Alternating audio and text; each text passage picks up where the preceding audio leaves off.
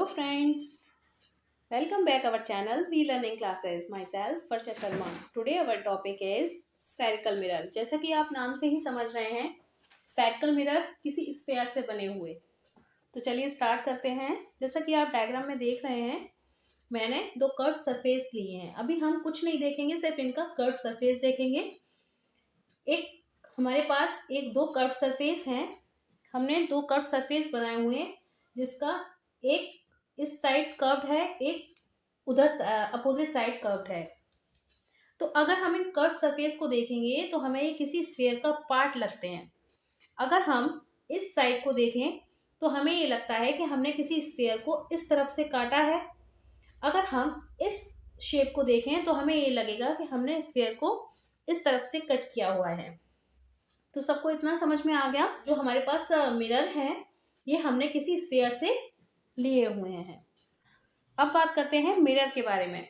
तो दो मिरर होते हैं हमारे, कॉनकेव मिरर और एक कॉन्वेक्स मिरर। जो कॉनकेव मिरर होता है वो नाम से ही पता चल रहा है, केव।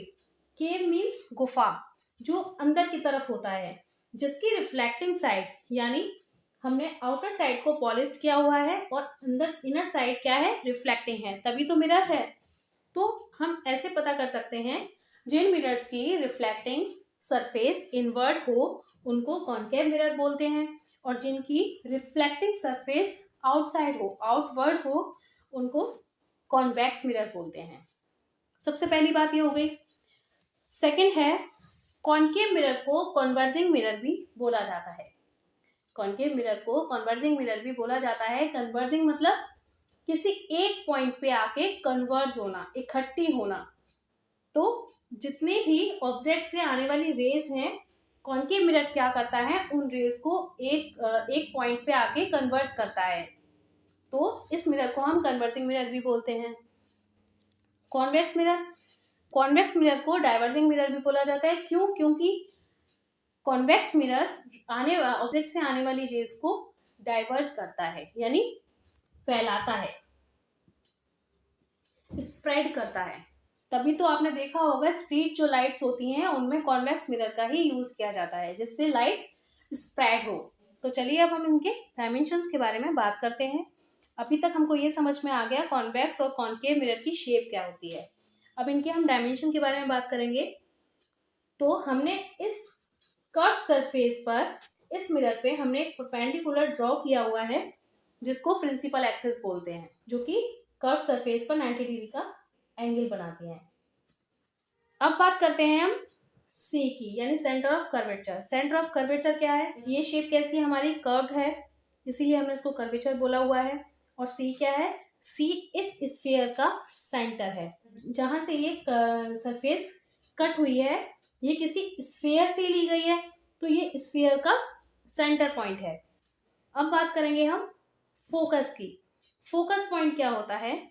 फोकस पॉइंट वो पॉइंट होता है जहां ऑब्जेक्ट से आने वाली रेज फोकस पॉइंट पे आके कन्वर्ज होती हैं, यानी जिस पॉइंट पे रेज आके फोकस मीट होती हैं, उस पॉइंट को फोकस पॉइंट बोला गया है। नाम से ही समझ में आ रहा है, किसी एक पॉइंट पे कॉन्सेंट्रेट करना, वो क्या हो गया हमारा फोकस पॉइंट। अब बात करते हैं हम पी की। पी पॉइंट क्या है? पी पॉइंट है इस कर्व का सेंटर पॉइंट, यानी पोल, जिसे हमने नाम दिया हुआ है पोल। अब जो P और F के बीच में जो डिस्टेंस रहता है, उसको बोला है हमने फोकल लेंथ। फोकस यानी पोल से जितनी दूरी पर हमारी रेज फोकस होती हैं, उस पॉइंट से लेकर उस पॉइंट तक हमने फोकल लेंथ मानी है, यानी F और P के बीच में जो डिस्टेंस होती है वो फोकल लेंथ होती है। अब बात करते हैं C से लेकर पोल तक की डिस्टेंस को। तो हमें पता है कि C क्या है? स्फीयर का सेंटर पॉइंट है। अब सेंटर और पोल क्या है? कर्व का सेंटर पॉइंट है। तो यहां से लेकर यहां तक क्या होता है?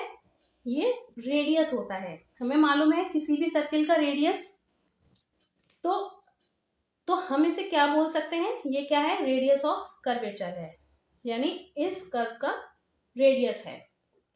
अब जो रेडियस होता है वो ऑलवेज फोकल लेंथ के ट्वाइस होता है। तो हम बोल सकते हैं R = 2F।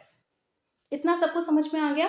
तो ये था कॉन्वेक्स कॉनकेव मिरर के बारे में। सेम यही डायमेंशन होती है कॉन्वेक्स मिरर में।